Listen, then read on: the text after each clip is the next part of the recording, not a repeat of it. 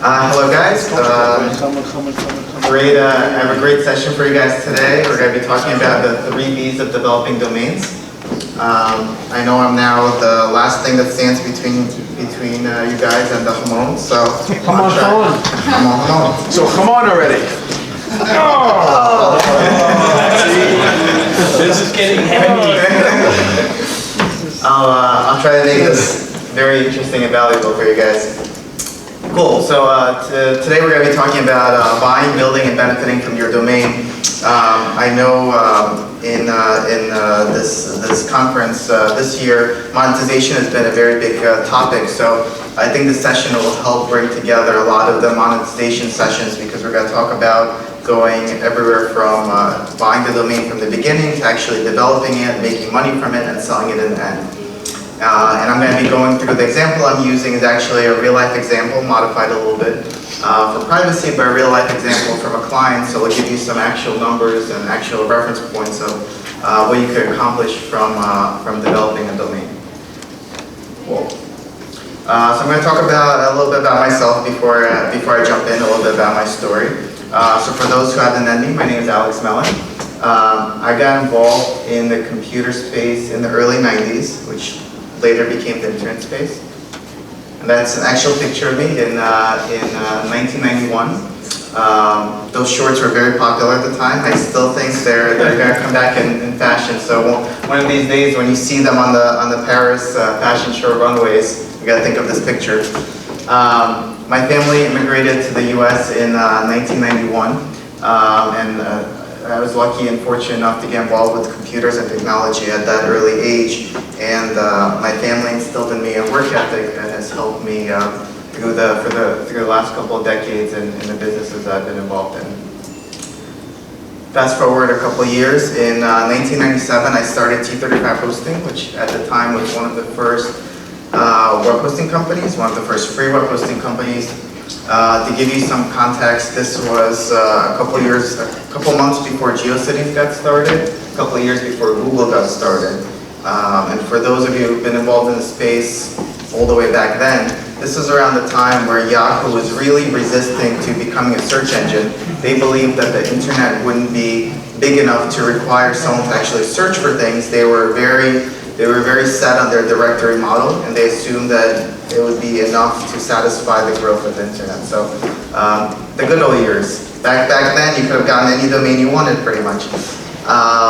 T35 Hosting reached 1 million clients, and is still the brand still exists to this day. We celebrated the 21st anniversary of starting the business just a couple months ago.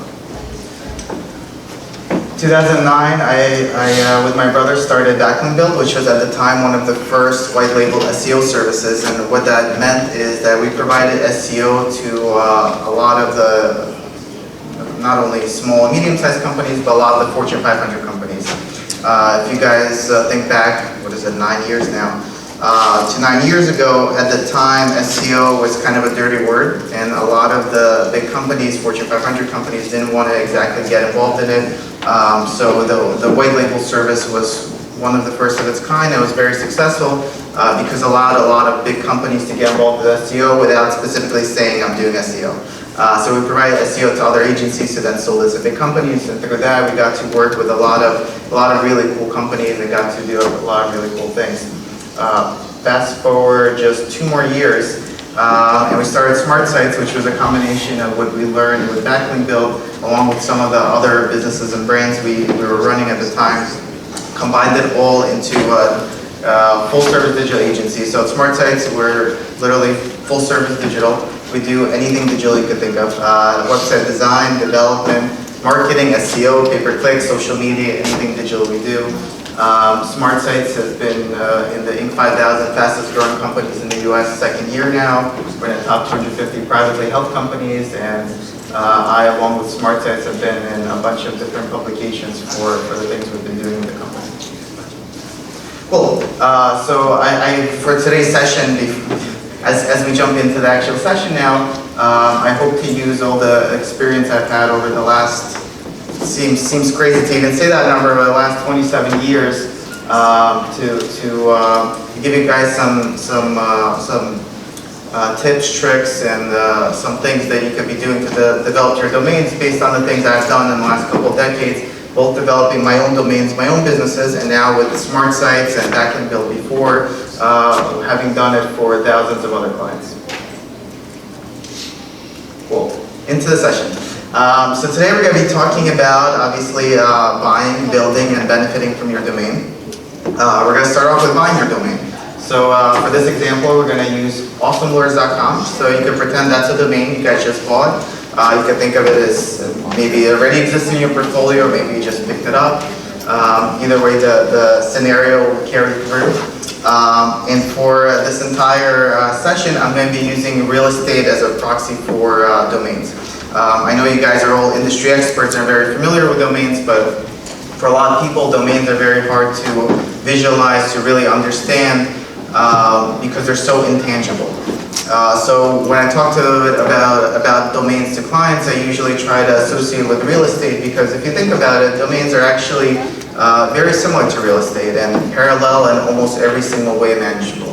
So for this example, for this whole session, we're going to be using the whole real estate theme to help kind of visualize everything and keep us moving along. So here you are with awesomelawyers.com. There you are. You got a beautiful plot of land. So it's a new domain that you bought. It's not developed. It's literally just a plot of land. And of course, you're not just there by yourself. You bought your awesomelawyers.com on Awesome Street in Awesome City, USA.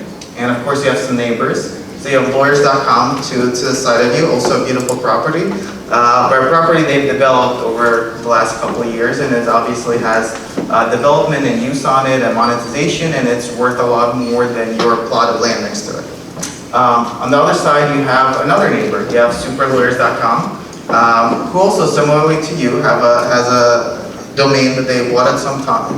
And since then, they've developed it, they increased the value of it, and they make money from it. So through the session, we're going to talk about how you could kind of build up your domain to be like your neighbors and start making money from it and actually increase the value of your domain, because both lawyers.com and superlawyers.com are worth obviously millions of dollars, and there's no reason you couldn't be. Cool. So let's talk about the options you have with your domain. You just bought this domain, you're looking at it and you're thinking, what should I do with it? Three pretty obvious options, and the options you guys consider with your own domains every time you buy a domain, or even when you review your portfolio. Looking at your domains and you're thinking, what should I do with it? You could hold it, right? This is the hold. You have the spider webs. I don't know if you can see it, but that's the spider webs on it, just sitting there. So you can hold it. There's really no risk, no investment. You just hold it as a lot of you guys do with a lot of your domains. You hold it, you hope it appreciates in value, or the right buyer will come along. Historically, .com domains, similar to real estate, has been appreciating over the last couple of years, decades. So it's a sound strategy.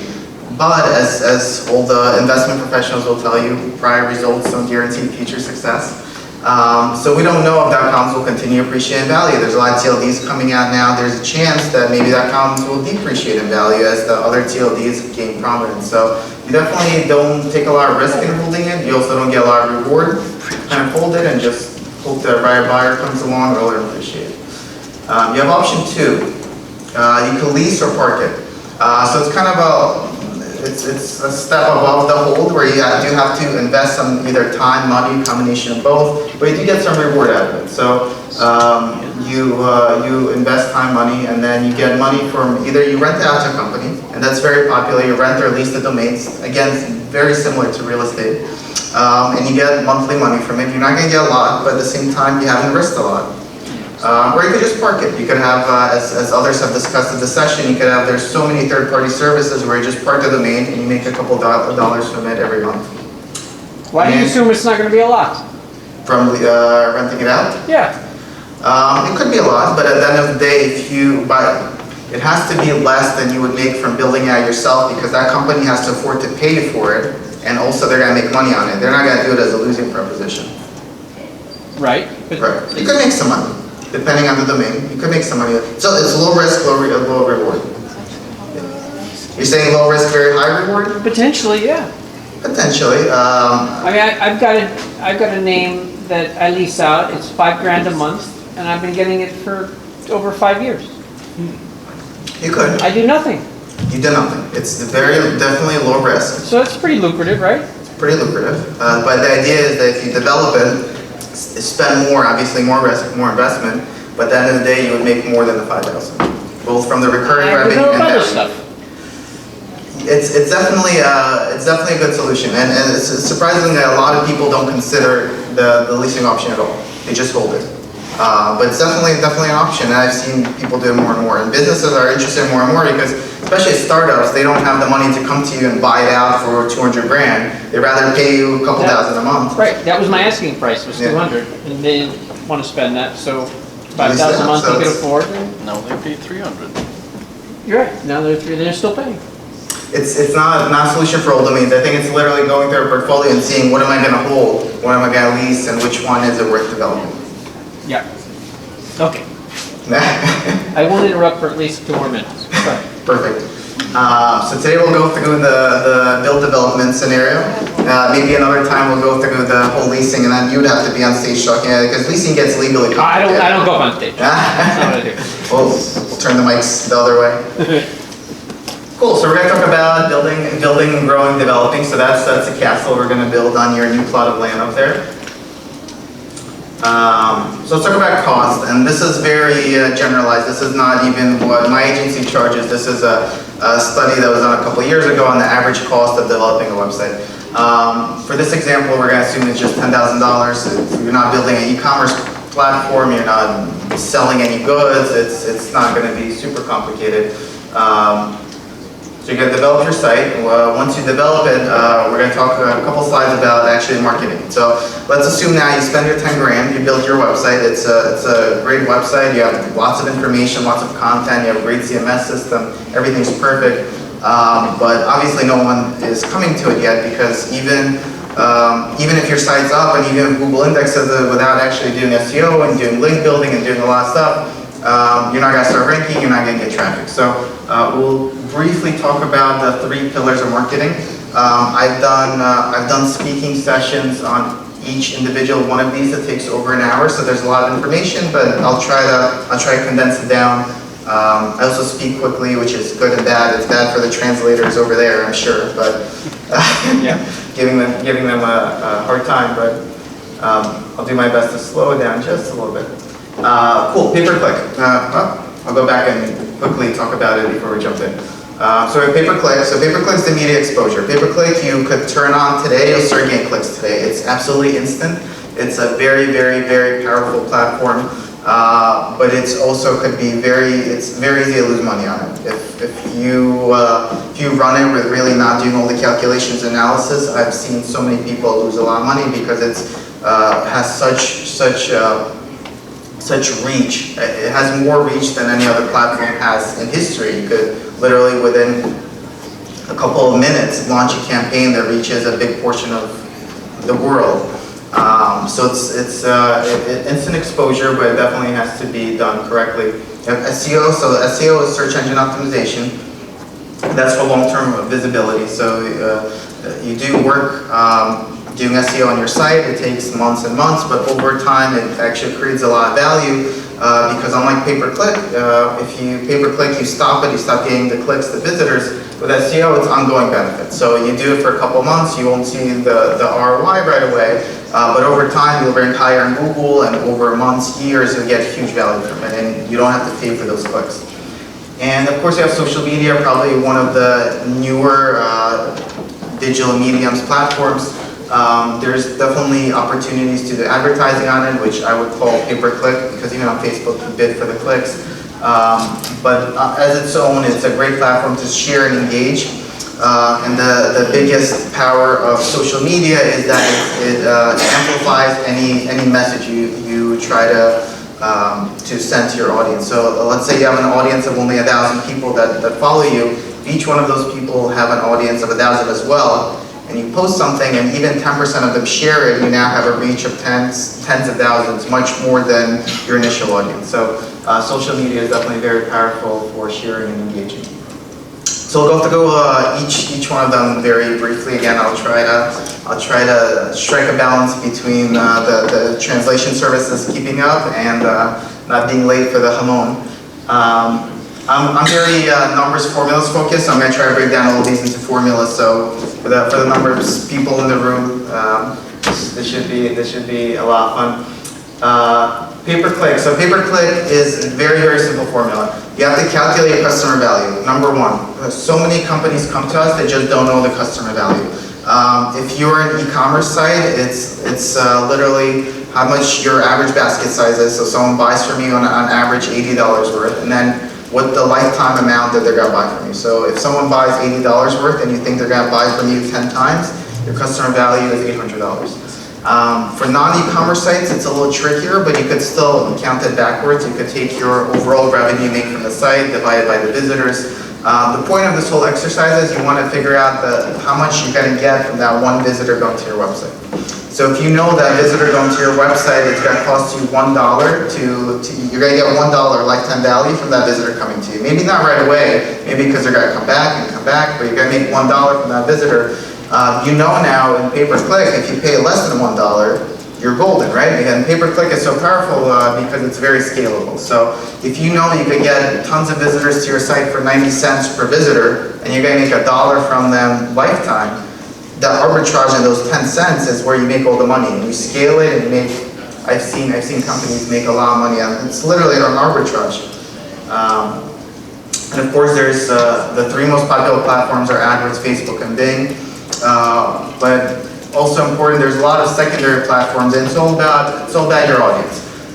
If you know, for example, it's you're building a career website and it's really a lot of your audience is on LinkedIn, that's where you should be. So those three are obviously the biggest ones, but always keep in mind that there's other platforms, and advertising is still out there. And for those of you that are in the space, Yahoo Gemini is still in there. Yahoo, when they made the deal with Bing to sell all their search ads and sell everything, they excluded their mobile properties. So if, for example, some people in the room might use Yahoo Finance app on their cell phone to advertise on there, you don't advertise on Bing, you actually have to advertise in Yahoo Gemini. So there are lots of platforms out there, and there's definitely, once you know your customer value, it's very scalable and very powerful. SEO. So SEO is always a mystery box, where AdWords is very calculated and very data-driven. SEO, for some reason, a lot of people treat as a big mystery, and it's a little bit of a problem of the industry. A lot of agencies sell it as well, we can't tell you what we're going to do. We're going to do some magic, and then you guys start ranking higher. So a lot of it is a product of the industry, but it's not as complicated as it seems. So this kind of simplifies down the model a good amount, and obviously Google's model is a lot more complex than this, but still, even to this day, 80% of Google's algorithm is determined by this simple formula. So what does Google look at? They look at unique content, they look at relevant links, and technical errors on your website. And it's literally the formula of how much unique content you have, how much relevant links, minus the technical errors. So we have a lot of clients that come to us, and this is very useful for you guys from a domaining standpoint. Even if you're not developing the domain, this is useful to look at to see how valuable the domain is based on what the competitors are doing in the space. So people come to us, and for this example, it's lawyers. People come to us and say, I want to be #1 for lawyers.com. What is it going to take? And it's a question that usually they don't expect an answer to, but there is a very simple answer to it. Literally, you would Google it, you would see what comes up. So for example, lawyers.com comes up higher than findlaw.com. It's hard to see on here, but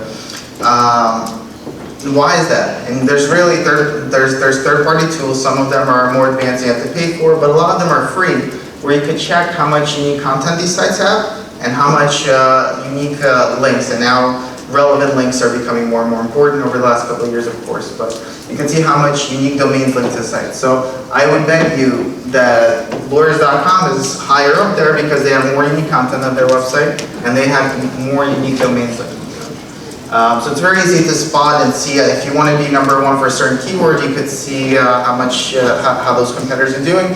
For the domaining folks that don't want to develop their domain, just want to see how valuable it is, it's also a good spot check to see if the domains up there are spending a lot of money on this stuff it's probably a valuable niche, valuable domain. Social media. So social media, I mentioned right before we jumped into these three pillars a little bit. It's followers times engagement, and both are very, very important. So if you think about it, if you have thousands of followers, but only one guy likes or shares your stuff, obviously you're not going to get lots of value from it. On the other side, if you have 10 followers and they're always liking your stuff, also not going to get value. So it's very important to have both the followers and the engagement. Yeah, you want to have a lot of people following you, and you want to have them sharing your content, because that's how it multiplies out. And again, there's lots of social media platforms out there. I would say it's very hard, unless you really have like a whole team managing it, to be really good at all of them, because they all require their own different kind of posts. Very hard to do the same posts across the platform and be very engaging every single one. So sometimes it might make sense to pick the one you want to do and really focus on it. And aside from developing your domain and using it to make your domain more valuable, I've seen social media used more and more by domainers to actually sell their domain. So I just took this snapshot, a couple of months old. It's from NamesCon in Vegas.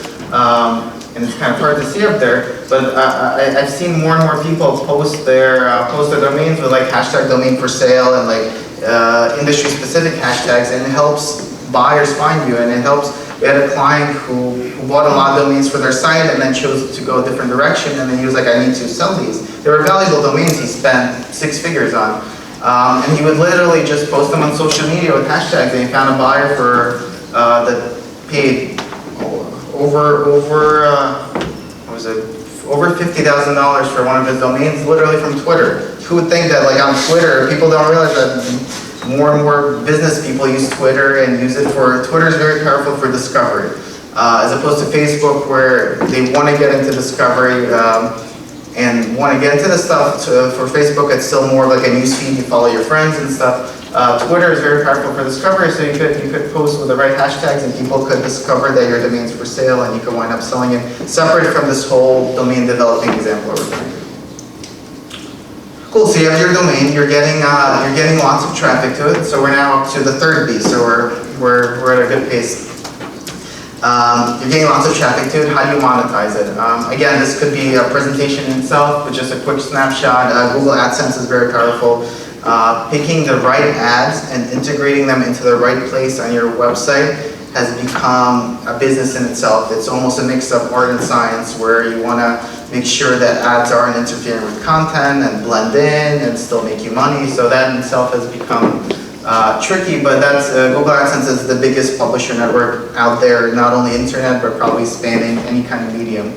And of course, you then have sponsored posts. Companies will pay you to write content for you that they publish on your site. So there's a lot of different ways to monetize. They'll bring you in the monthly revenue from your site that you're now sending traffic to and doing SEO, pay-per-click, and social media too. So how does this all add up?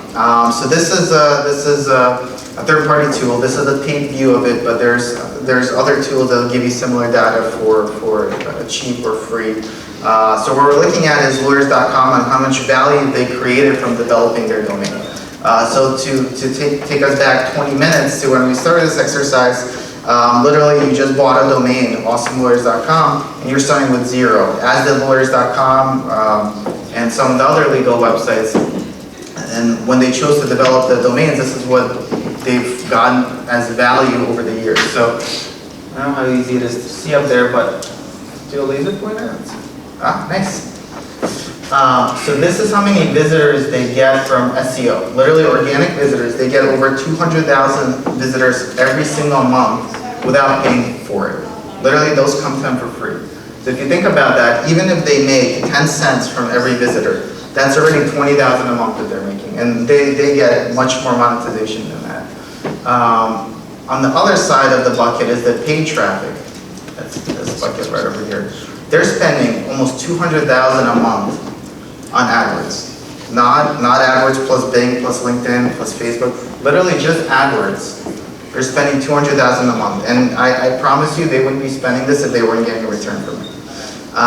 So this is what they would get from developing the domain versus just leaving it versus leasing it. Of course, it's not for every example. You're not going to develop every single domain and get huge value from it.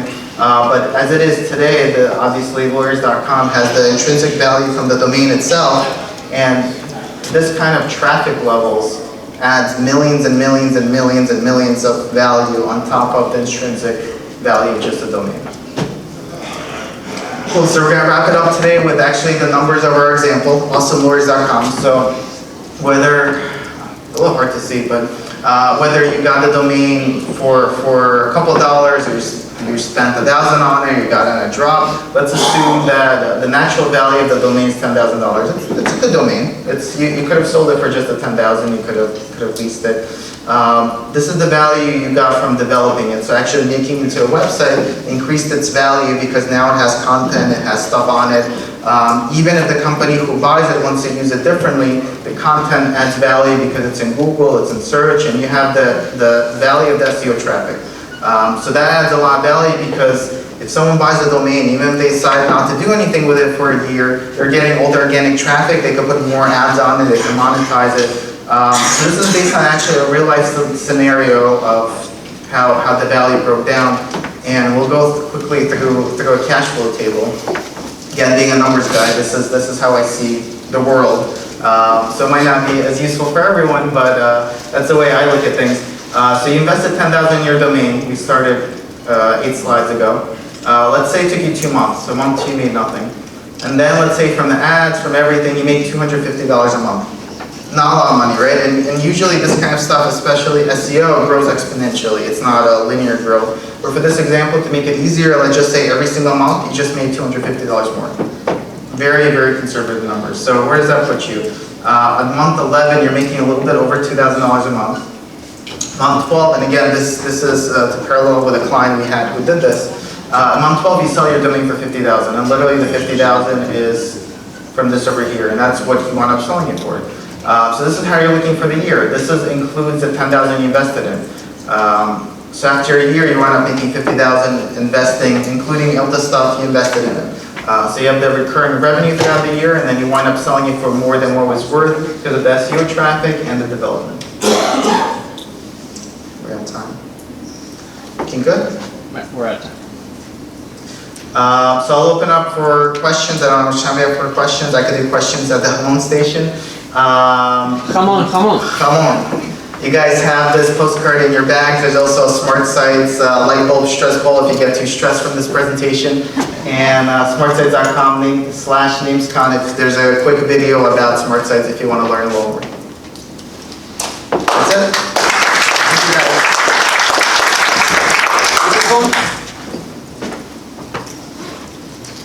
Okay.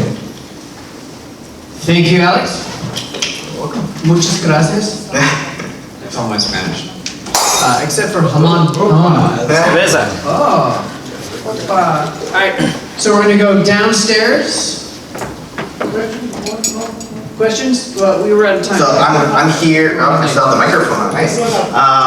I'm here today, tomorrow. So grab me if you have any questions. I'll be at the home station. We'll do. And he'll talk about this all day long. So I will. he's happy to have. I know Alex. He's happy to talk about this stuff. So grab him at the ham station. Come on. Downstairs. We're gonna do it for 2 hours. We're back here at 6:30. Okay. So that's 45 minutes. 18:30. Yeah, 45 minutes. Okay, so we're gonna go Hamon. I don't know why that is. For 45 minutes, and then we're gonna come back here for one more panel, and then the handoff, and there's gonna be music. Party at 1 a.m. 1 a.m. 1 to 5. So if he,